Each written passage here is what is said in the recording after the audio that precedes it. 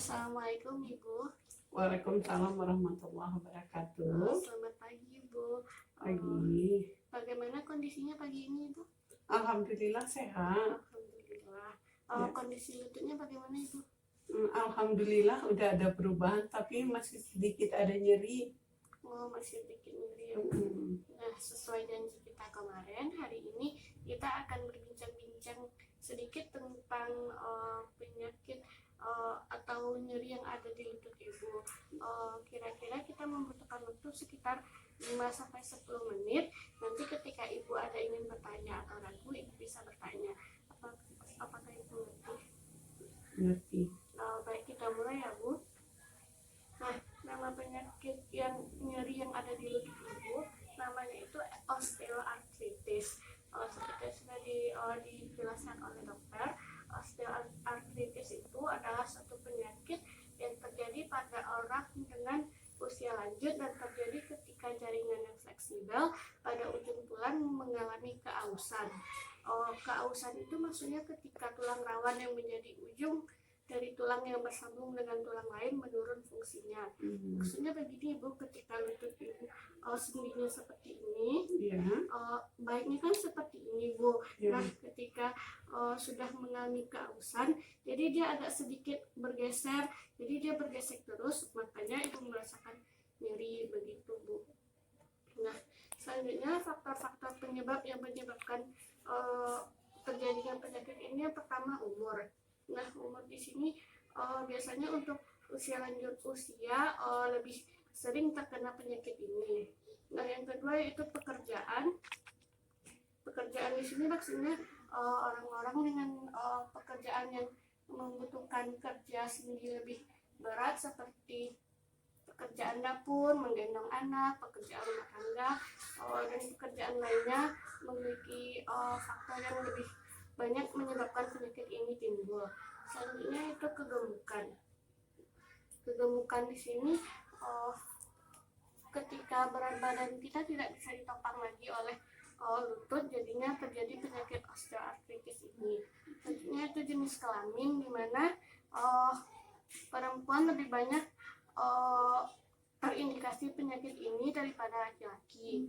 Nah, selanjutnya kelemahan pada otot.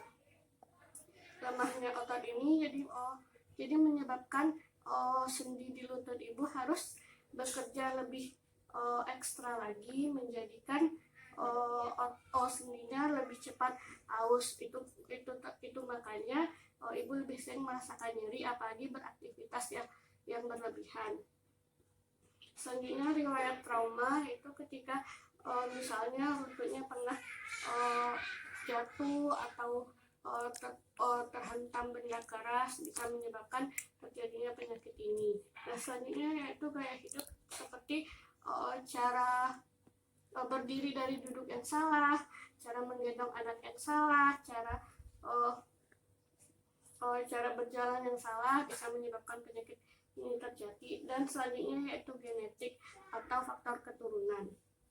Nah, selanjutnya gejala-gejala yang bisa dirasakan dari osteoartritis ini itu yang pertama nyeri sendi seperti yang biasa Ibu rasakan. Nah, yang kedua yaitu hambatan gerak atau Ibu susah bergerak. Benar sekali Bu. Nah, yang ketiga yaitu kaku sendi. Kaku sendi ini biasanya terjadi di pagi hari seperti yang Ibu rasakan juga. Nah, selanjutnya yaitu sendi yang berbunyi seperti ada bunyi krek ketika mulai berjalan. Nah, benar. Nah, selanjutnya itu ada pembesaran sendi. Nah, di pembesaran sendi ini seperti bengkak di bagian lutut, tapi tidak semua pasien bisa merasakannya. Dan selanjutnya yaitu perubahan gaya jalan itu karena sendinya sakit atau nyeri, jadi agak sedikit susah jalannya. Nah, selanjutnya itu nyeri tekan, itu sakit ketika ditekan, rasa hangat yang merata ketika nyeri, dan adanya warna kemerahan ketika nyeri sedang berlangsung. Selanjutnya obat yang bisa dikonsumsi. Nah, obat-obat yang bisa dikonsumsi yaitu yang pertama paracetamol atau pengurang rasa nyeri. Yang kedua itu salep atau balsem.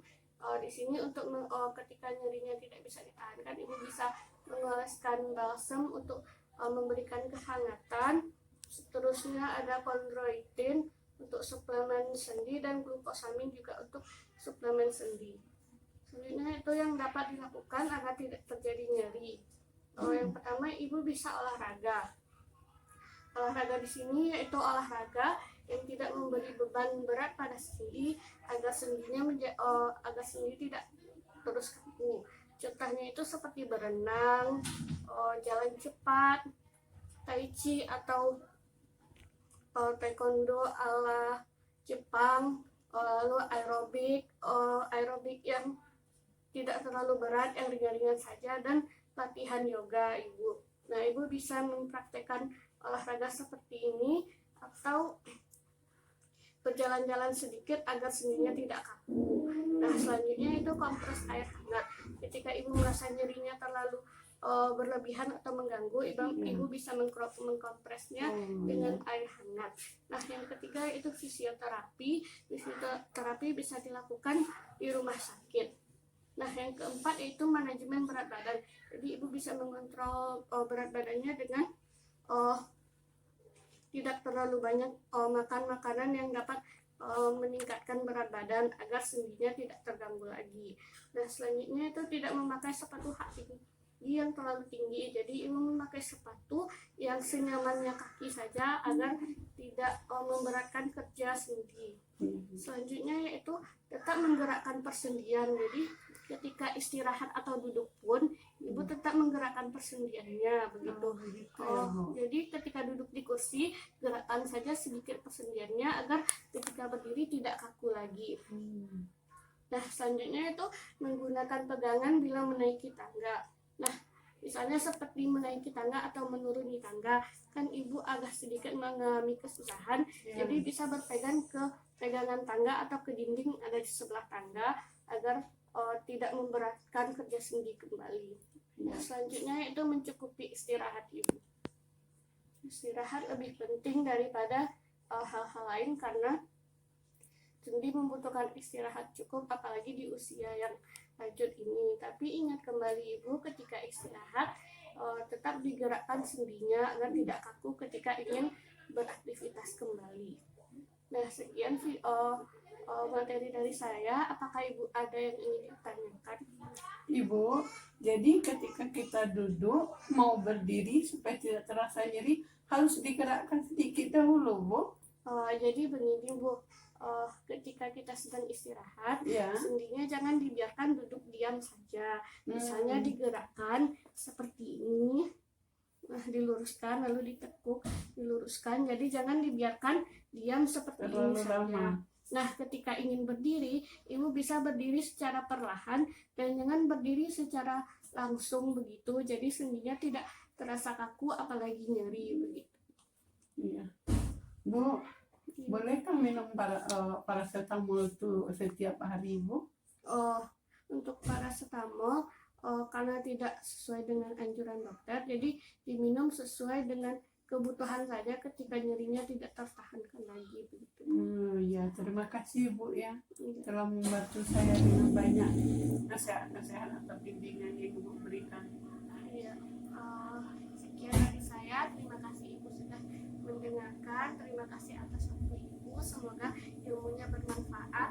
Oh iya, nanti saya juga akan memberikan kertas agar Ibu bisa mempraktekannya langsung, atau ketika Ibu lupa dengan yang kita bicarakan tadi, Ibu jadi ingat. Nanti saya akan berikan. Terima kasih waktunya Ibu. Ya, terima kasih Bu. Terima kasih banyak ya Bu.